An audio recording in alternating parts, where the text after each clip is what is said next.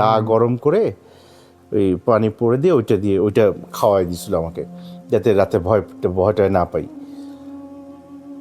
কিন্তু আমি যখন রাতে ঘুমানোর পরে আম্মাও শুয়েছে, আমাদের যেই ঘরটাতে দাদি থাকতো সেই ঘরেই আমরা ছিলাম। তো ওই ঘরটা হলো অনেক পুরনো ঘর, তো বিরাট ঘর। আপনার সিলিংয়ের হাইট হবে 16-17 ফিটের কম না, আর অনেক বড় বিরাট ঘর।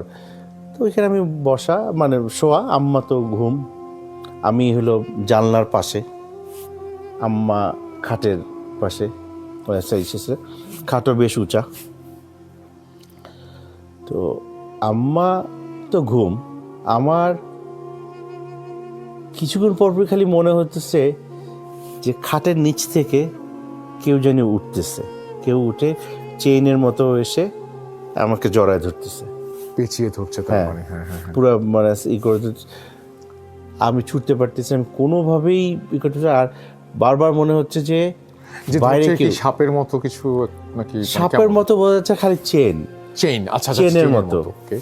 কোনো গায়ে কোনো হচ্ছে কোনো ধরনের মানে পশম বা না, পশমেরটা একটা অন্য আর একটা আছে বাগের হাতে, শুনবো। তারপরে কি হলো সেটা যখন হচ্ছে, আমি বারবার তখন হচ্ছে, আর বারবার মনে হচ্ছে মানে জানলার বাইরে থেকে কেউ মনে হয় আমাকে ডাকতেছে, আপনার নাম ধরে। না, কেউ মনে হয় ডাকতেছে বাইরে আসো। তো আমি, আম্মার কথা তখন আমার খেয়াল হলো, আম্মার যখন বিয়ে হয়েছে, এটা আমি আম্মার কাছ থেকে শুনছি। তো আম্মার মানে আমার ফুপুরা আম্মাকে বলছে যে ভাবি, রাতে যদি কোনো শব্দ টব্দ শোনো, বাইরে বের হয়ে না। আম্মা তো, আমার আম্মা আবার একটু সাহসী। তা আম্মা শেষে দেখে যে মানে পা ছেঁচড়ায় হাতছে শব্দ হয় না, তো ওরকম হাঁটার শব্দ। তা আম্মা অনেকক্ষণ ধরে আব্বাকে বলতেছে, আব্বা বলে যে ঘুমায় যাও, ওগুলা করো না।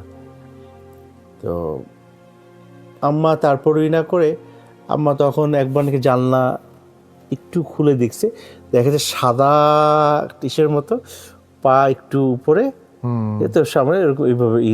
তো এরা সবই আর আমার দাদির ঘাড়ে যারা ছিল, তারা ওইখানে ওই রাতের বেলা হাঁটাচলা করে দেখেছে।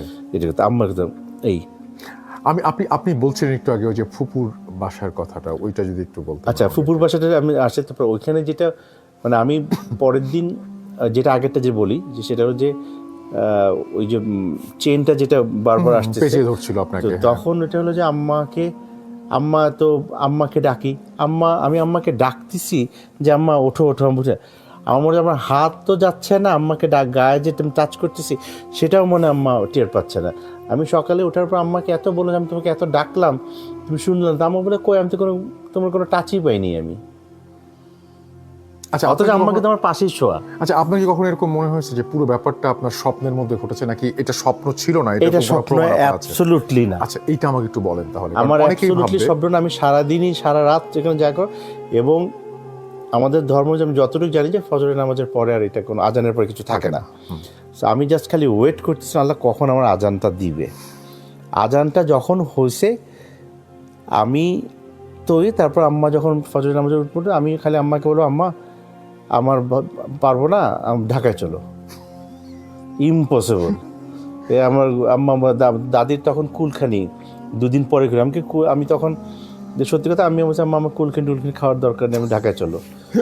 হ্যাঁ, আম্মা কোনোভাবে পরে খুলনাতে আপনারা ওই 93 দিকে খবর নিয়েও দেখতে পাবে, তো সেন্টু নামে একজন ওইখানকে বেশ নাম করা লোক ছিল, মানে একটু টেরোরিস্ট টাইপের, তার বাস ছিল একটা।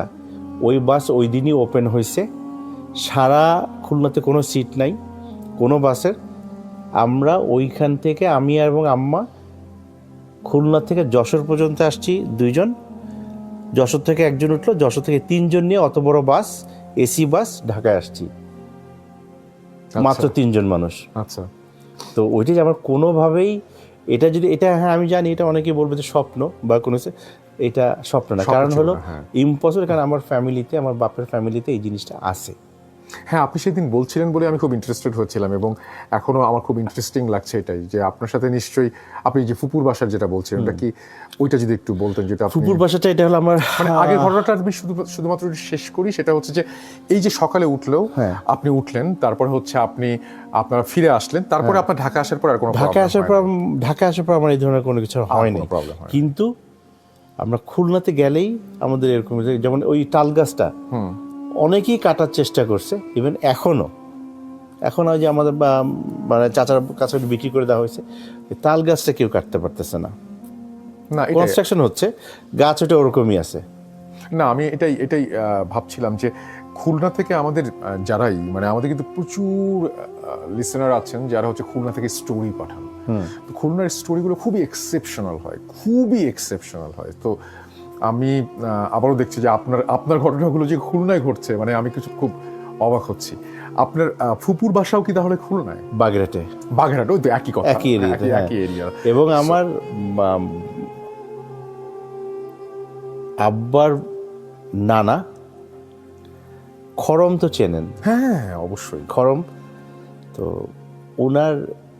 উনি একটু মানে উনি অলি আব্বারই তো হচ্ছে, তো ওনাদের আব্বা মারা যাওয়ার 88-এ, তো 85 দিক থেকে আব্বা প্রায় স্বপ্ন দেখতো যে চাপইল একটা জায়গা আছে নড়াইলে, কালিয়া চাপইল, তো স্বপ্ন যে ওনার কবরটা মানুষ পাড়া মানে যাতায়াত করতেছে কবরের উপর দিয়ে, তো ওইটাকে বাধায় দেওয়া বা একটু ডিমার্কেশন করা। আব্বা এটা ওনার, তো উনি ওই ভদ্রলোক, যেটা আমি আব্বার কাছ থেকে শুনছি বা ফুপুদের কাছ থেকে শুনছি, সেটা যে উনি মধুমতি নদী যেটা ছিল উনি ওই খরম পা দিয়ে যেতে পারবেন, ক্রস করতে নদীর উপর দিয়ে। তো এগুলি মানুষ এগুলি বলে, কিন্তু এগুলি আমাদের ফ্যামিলিতে আমার বাপের সাইডে, মায়ের সাইডে না, বাপের সাইডে আছে। হ্যাঁ, তো এই জন্য তো এগুলি আমাদের মানে বিশেষ স্পেশালি দাদির সাইডে, মানে আমার বাপের সাইডের মার দিক, দাদির সাইডে এই আধ্যাত্মিক এবং জিন এগুলি তার রিলেটেড। আচ্ছা, এবং আমার ফুপুর বাড়িতেও এরকম আছে। ফুপুর বাড়িতে আমি যখন গেলাম, আর ফুপা ছিল হলো বাগের পিসি কলেজের প্রিন্সিপাল। তো ওখানে যখন যাই, তো বারান্দার সব জায়গাতেই এরকম ওই যে সরা থাকে, সরা দিয়ে ব্লক করা পুরা বাসা, নিশ্চয়ই। হ্যাঁ, পুরো বাসা ব্লক করা, মানে বাধাই করা। আমার ফুপা তো বোনের ঘাড়ে ছিল, ওর নাম ছিল মুন্না, ওর ঘাড়ে ছিল। আচ্ছা, হ্যাঁ, তো ওইটার জন্য ওই পুরো বাসা ব্লক করা থাকতো। ওইখানে আপনি কি দেখলেন? ওইখানে আমি রাতের বেলা শোয়া ঘরে, বারান্দার পাশেই ঘর। আচ্ছা, 2টা-2:30 বাজবে, হঠাৎ করে আমার ঘুম ভেঙে দেয়। আমার মনে হচ্ছে আমার সারা শরীর কি একটা লোম আর লোমস একটা পুরো একদম জড়ায় ধরে আছে, মুখটা মানুষ হচ্ছে। আমি